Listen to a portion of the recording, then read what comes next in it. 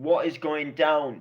It is DJ Ash Noble here. Welcome back to another stream. Welcome back to another one. So today I thought I'd talk a little bit about prepping for gigs and kind of like prepping for sets and kind of like how do I prep for sets and things like that. So I'm not going to like just tell you exactly like my secrets as such for putting sets together. I don't want to give away like too much in the way of secrets. Not that there really is really any secrets, and I don't think I'm specifically doing anything that other people haven't done in the past or other people won't be doing. But I just thought I'd give you a little bit of an insight.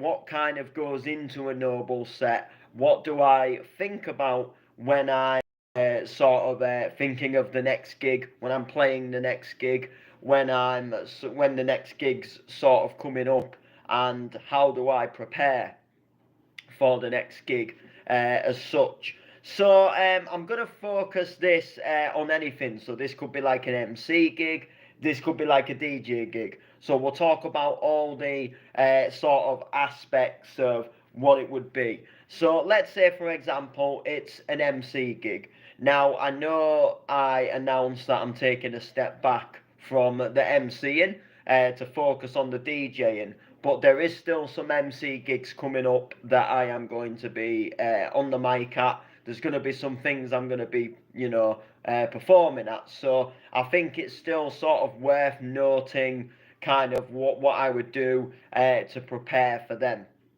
So first off, I always think about what sort of gig is it. So for example, if I was going to MC, say like a kids rave, I'm gonna say things completely different to what I'd say at an adult rave. I ain't gonna come in and start using rhymes with swear words in, and I'm probably not gonna go full in with rhymes anyway. It all kind of depends where and what kind of event you're playing. But typically, if it's like a normal rave, if it's just like a normal event, like a hardcore event or like a bounce event, then normally I will just kind of think like, right, what set am I on?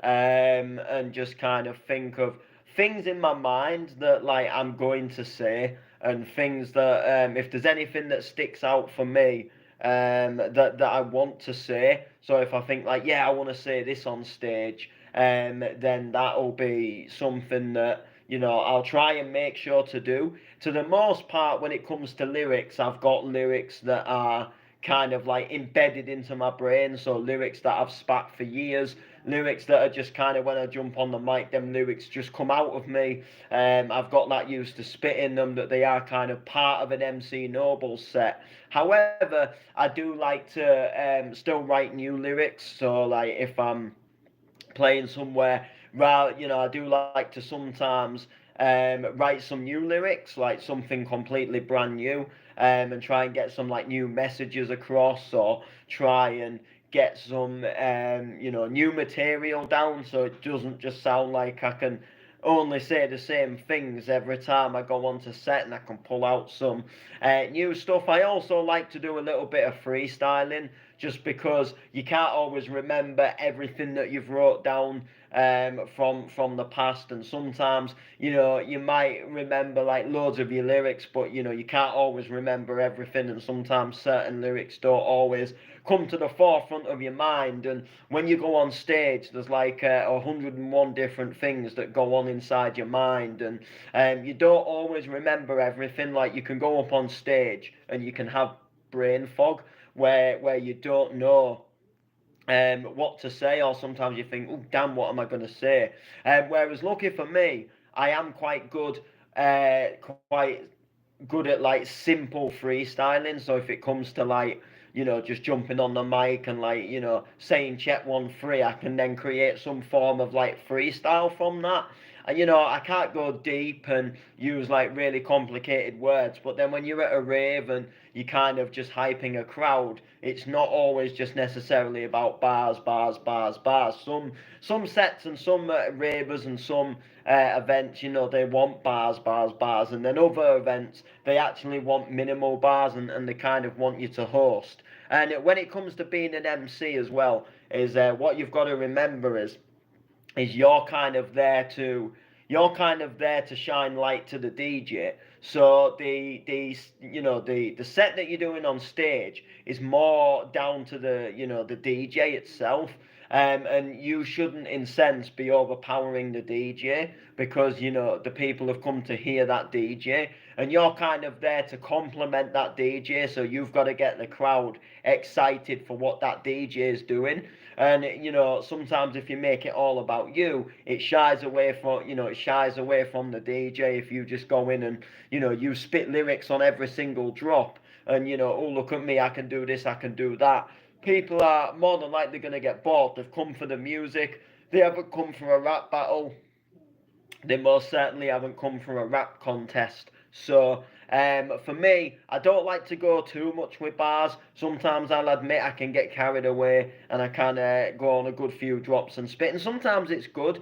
It is good to say, look, the DJ is doing well, but I have got a skill as well. But like if you overshow it and you make it look like you're making it all about you, you're going to shy away from what the DJ is doing.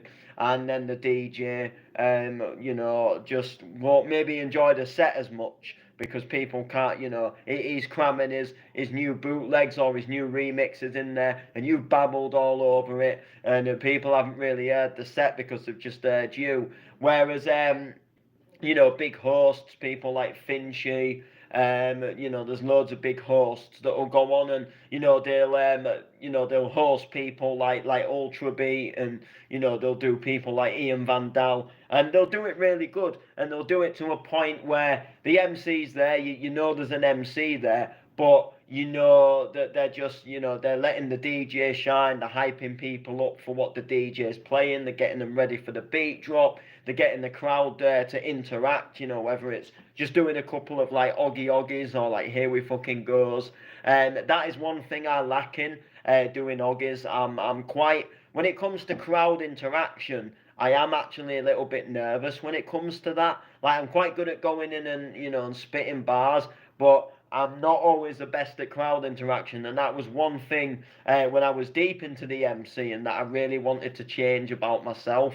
And I did change it a little bit and I improved on it, but obviously now with me taking things more on the DJ side of things, I'm not too fussed. Like, I've improved, and I can go on stage, and I think, not to sound big-headed, but I can pull an alright set off, like, hosting it or spitting bars on it, depending, which one, what they want. A lot of people think I am just somebody who goes in and spits bars, so I don't normally typically get booked to host sets as such. Like, I think people just think, because I've videos online where I've just spat lyrics all the way through, and videos online where I've been proper MCing, and seeing me in clubs and I'm going in on the drops and stuff. They don't maybe necessarily think like, oh, this guy's really a host, and they class me more as an MC. But I just tend to basically do the DJing more now. But when I do, like I say, book an MC, I do think about the event. What is the event? So if it is like a rave event, I'll try and think of like some new lyrics and spit I try to spit the main ones. Like, people know me for Out in the Garden and the neighbour's arse, and I like to spit that one. And then there's a big one that I did. It goes back, it goes back about sort of 8 years, and I did it over the Irish Whistle Don't tune, which is a bootleg of Nick Kershaw, The Riddle, and I did like a Ride This Sound. Ride this one, but I ride this sound with a bit of bad boy gonna get down. That's me, yes, inside the town. Sexy lady, I see you now. And I know that one quite well. I've spat that for years, and I've kind of got this. I'm kind of versatile with it. So depending on the drop, I can spit it quite quick, or I can also like spit it quite slow as well. But like there's a lyric in it, and a lyric's been picked out by somebody, and at the time when I wrote it, I was kind of like just as much an up and coming MC. I hadn't, I'd only been spitting in the bedroom about a year, and in all fairness, I didn't fully know what I was doing back then. But like I wrote it and then I've spat it and I've spat it, and like it's engraved into my brain. So like if I spat it now and I tried to like change a couple of words, like it wouldn't sound right. Like to me, it wouldn't sound right. But one of the words is one of the parts of it is I say when I'm in the ring, I'm like Jeff Hardy, and the reference it was kind of like stating like like when I'm in a ring, I'm like Jeff Hardy the wrestler. And I don't think, I mean, correct me if I'm wrong, it might be in TNT now or something, but I don't think he's not at the forefront of wrestling anymore. And the argument that I've been having is this person who, the layman who doesn't like that lyric. He think it's not a lyric he's keen on. He thinks that a lot of people won't know who Jeff Hardy is, and I kind of agree to disagree, because I think Jeff Hardy was one of them. Like he was a massive part of wrestling. It wasn't just like a small name in wrestling that then just kind of left and was kind of forgotten about. Like the Hardy brothers, they were like a big part of wrestling. So like I think a lot of people, although maybe don't follow wrestling, or they haven't watched wrestling for a while, or maybe they do, they would to some point, I think they'd at least remember his name, or like, oh yeah, Jeff Hardy was a wrestler. At the time, I don't know why I spat it. I don't know if I was just writing and at the time it rhymed and I thought, oh yeah, Jeff Hardy from wrestling. But because I've spat it so many times over the years, like if I said something else now, like if I said Tom Hardy, or something like that, or if I just said something else instead of any relation to a Hardy, like it wouldn't sound right, because I've always spat Jeff Hardy. And because I've spat it for like for around a good 8 years, like it really has engraved in the brain. So like imagine now, you take a song from say 2010, and then you decide that there's a lyric in it that you don't like, and then you change a lyric, but like you've sang it like that for years and everyone knows it like that, and then you go and change a word, like it's gonna sound weird. And like I aren't saying that I love the lyric, because in all fairness, like I don't hate it, but like I certainly don't love it. um you know and I suppose like if I could go back, like now, if I could go back and like knowing what I know now, I would probably write something different. But like you can't change. So that is just one of them things. Another thing I tried to do is I do have a little look back down memory lane, because I've been an MC for absolutely years. So oh, I met you at Havoc. Got a photo with you on the stairs. I was the one who come up to you. Oh yes, how you doing, bro? Hope you're well. And what an event Havoc was. Havoc was an amazing event, and it was so good to see you there as well. I do remember you coming up to me on the stairs. I was just about to go downstairs, um, and just as I was going downstairs, you kind of called me for a picture. But yeah, absolutely wicked. So yeah, going back to it, I like to try and go back down memory lane. So like I've been rapping, I've been MCing for about 9 years nearly, and I've spat loads of things over the past, and I've wrote loads of things, and sometimes I like to take a little trip down memory lane and look back at some of the old videos, and see if there's any lyrics that kind of stand out, where I could kind of not necessarily just spit that lyric again, but take like elements and rewrite something. So there was one I started 1 years ago, and I said, yo, I don't give a shite, I'm blowing up like dynamite. And I've kind of taken that, and I've kind of come back and redone that. and kind of like decided that, that is going to be something like, I don't give a shite. It's MC Noble, don't give a shite. I'm blowing up like that and stuff like that. So I tried to have a look back because, there's lyrics that I've spat years ago that I've like completely forgotten about. And like sometimes when you're on stage, like I say, you can't remember everything. So it's a bit of a tough one. So I like to go back and try and get some new ones like firmly down. What I also like to do is spit from experience of stories as well. So I do one which is it starts off and it says the days of the kitchen session's over, and that's quite a recent lyric. So that was kind of a lyric trying to show people that the old days are over. So a couple of years ago, I started to make some changes. I started to make some big changes to my life. Um, a big part of it was cutting down on drinking. Another part of it was to do with like my friendship circle, and it was kind of to do with people that I kind of felt like were not serving me a purpose, or people that weren't in my life for kind of like the right reasons.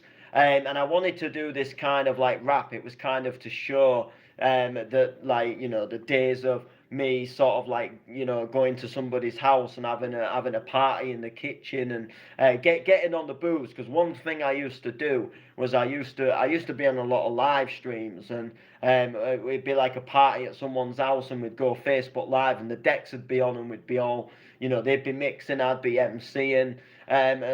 We'd be all on the beers and we'd be getting drunk, and we'd be just on the streams until we were drunk, and then it'd come to the point where you're on the lives and you're babbling and you're waffling, and you're blaring your speech and you're not even spitting good, and you're just having a laugh and you're being daft and you're messing about. And for me, it wasn't the right path and the image that I wanted to go down. Especially if I wanted to especially if I wanted to kind of like take more bookings and things like that. So I kind of changed a lot of stuff and stopped doing little daft things that I felt like were little daft things. So I wrote this rhyme in hope of people that were still doing the little daft things and didn't kind of move on from where they were like 2 years ago, would kind of see that, look, this is me. I'm noble and I'm changing. So I wrote this little rhyme.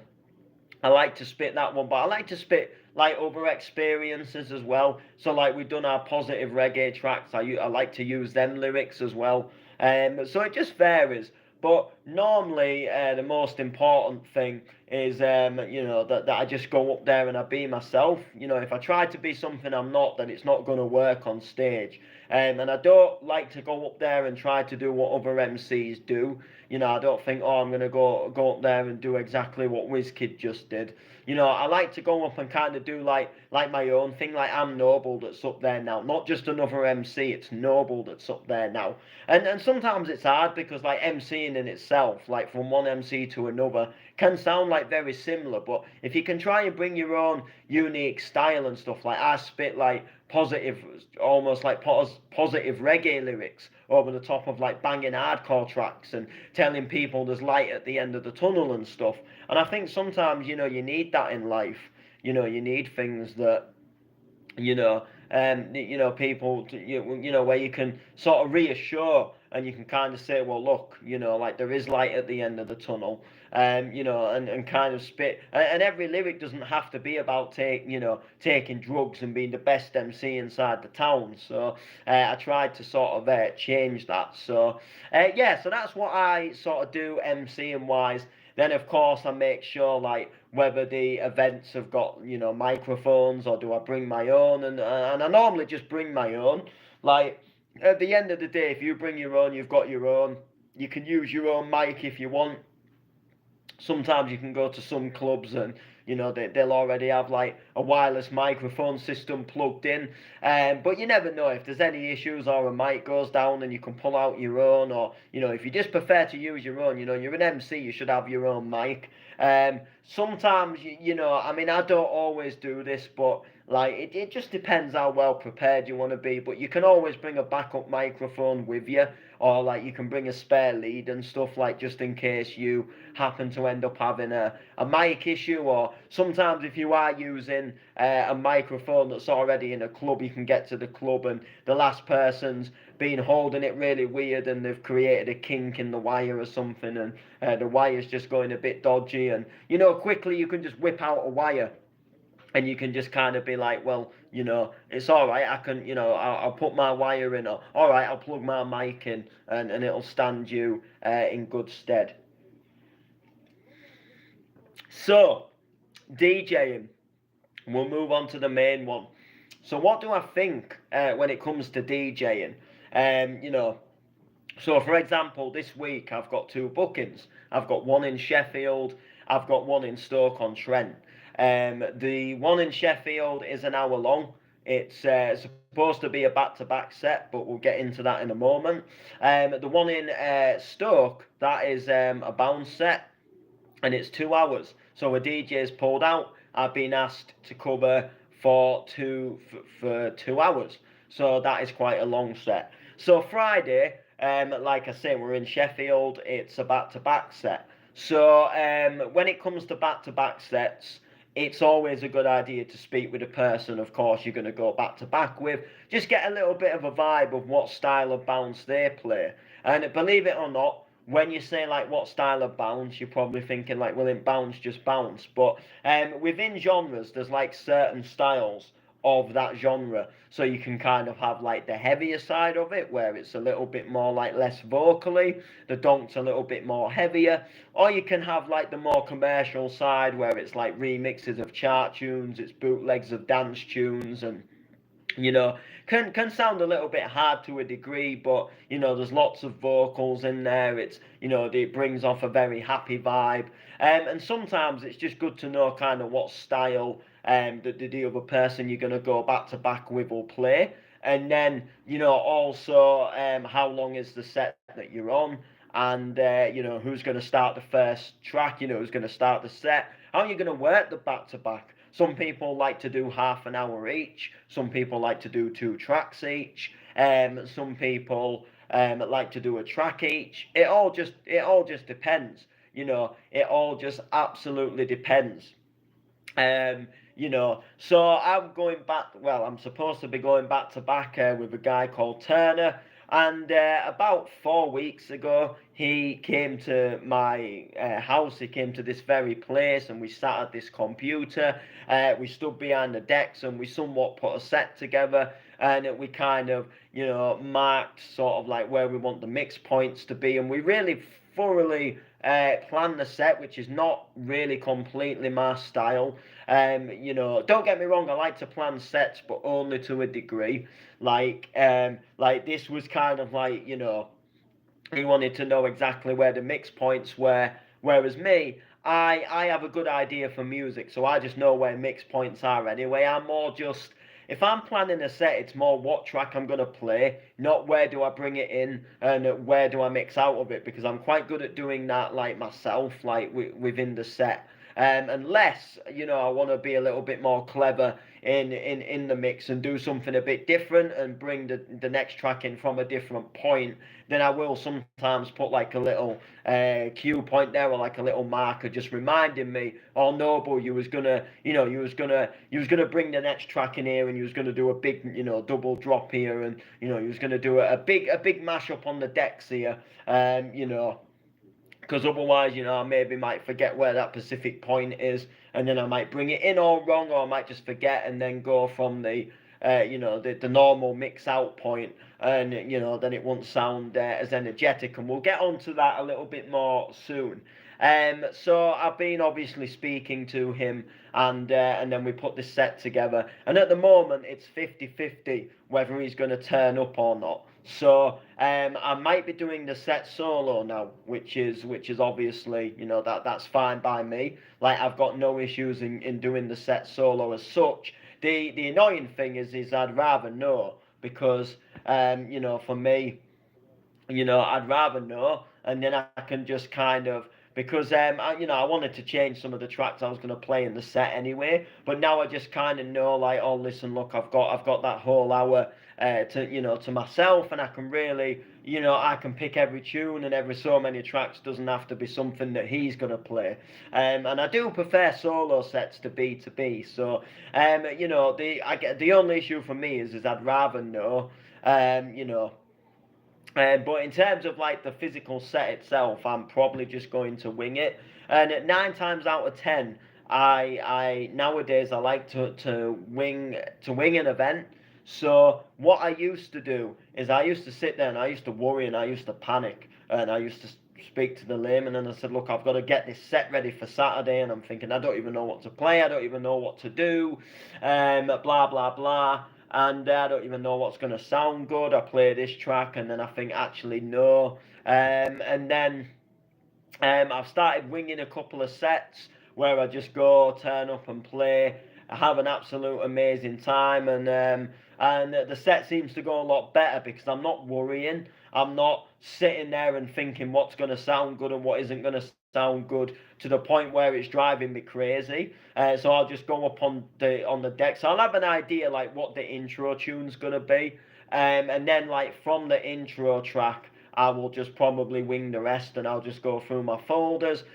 I'll vibe the crowd, I'll vibe the event, and I'll go from there, and I'll just sort of wing the rest of it, and then if they're liking it, and then I'm playing a track, and then I think, oh, I want to play this next, this will work good, this will sound good, then I'll go and play that next, and then before you know it, and I'm just winging the whole set.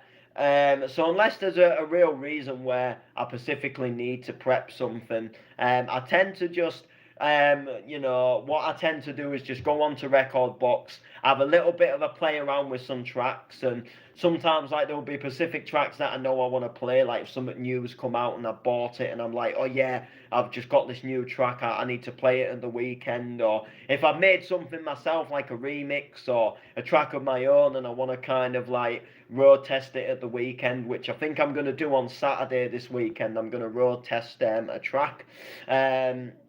And stuff like that, then I'll do that. Like that is all fine and dandy for me. And yeah, I like to wing stuff, but a big one for me is I do like to have a little idea of what I'm gonna play, like sort of genuinely like the style of bounce, or and I look at who's on the set and I look at what kind of event it is. So this Friday it's like a chain reaction, so it's a little bit more of a rave event, so I know like with it being a bit more of a rave event, I don't have to go as like commercial and cheesy. It's ravers that are going to also dance to reverse bass sets and hard trance sets and hardcore sets and stuff like that. So I know like with the set I can go in with like some harder drops and I can rave it up a little bit more. Whereas like when I did the Rave Kids, it had to be like fun, it had to be commercial, it had to be sing along, it had to be stuff that people knew. We went clublandy. That was a completely different vibe. And when you go to like clubs and it's just like your normal typical night and people coming off the streets after the pub, you can't just go in and go too heavy on them, because they're not going to know what's going to hit, what's hit them, and they're going to be like, what the hell is this? Whereas even if you're doing like bounce or something, if you can pull out tracks and it's remixes, it's vocals, they know, they recognize the vocals, they can sing along, they recognize the melody. It changes the whole perspective of the song for them. And the fact that it's a bounce remix or a drum and bass remix or an hardcore remix, to a degree, they aren't really bothered. They recognize the melody, they recognize the lyrics, they can sing along, and that makes them happy. That makes them good. So like you can go in and you can play a bounce set, but if it's really commercial and you playing stuff that they know and they can sing along, it'll work really well. What I tend to try and do as well is I like to edit tracks. So it's not a new thing for me, but it's certainly something that I'm trying to do a lot more of now. So I've edited tracks in the past. I've done certain things on sets with tracks, but I wasn't doing it all the time. It was like like a now and again thing.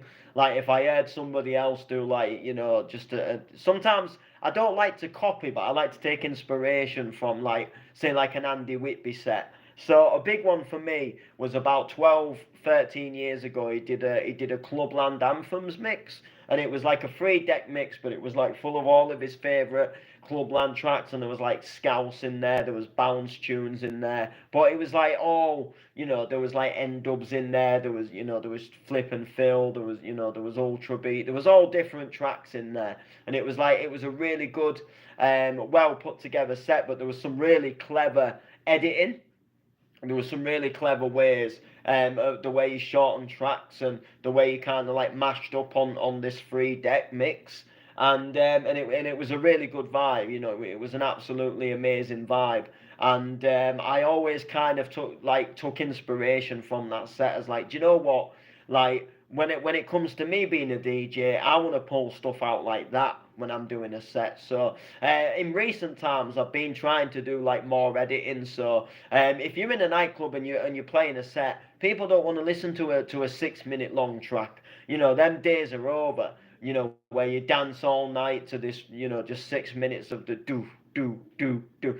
People want changes, they want progression, they want to hear a little bit of one song, and then boom, they want the next track to hit them, and to know what it is. And so when it comes to like when I do the more commercially clubland kind of sets, I like to sit there and kind of put together some like little edits, and how can I mix these tracks a little bit quicker, and how can I make things sound a little bit better. So that's kind of what I tend to do when it comes to putting like sets together. So Saturday I'm on a 2 hour set. So this gives me a little bit more leeway, it gives me a bit more time. So what I'm going to do on Saturday, I'm going to do a little bit of like what will work and what won't work. So I'm going to test out some tracks. So I'm going to go ahead and test out and play some like new stuff. I'm going to test out some of my own stuff. And then I'm gonna kind of like see where are we, do I need to take certain things back into FL Studio? Some people have sent me tracks that aren't released yet, and I'm gonna take them and kind of give them a play during the weekend and stuff, and just see how they go down. And with it being a 2 hour set, I can kind of afford to do it. So like the first hour, I can kind of use all my energy and go in and play like this really banging set, and then like for the second hour I can kind of be right, let's see if this track will now work, let's see if that track will work, and see how we go. And this is not me saying like after the first hour it's time just to go shit and stop putting the effort in, because it's not, but just with it being 2 hours, it gives me a bit more time to have a little practice.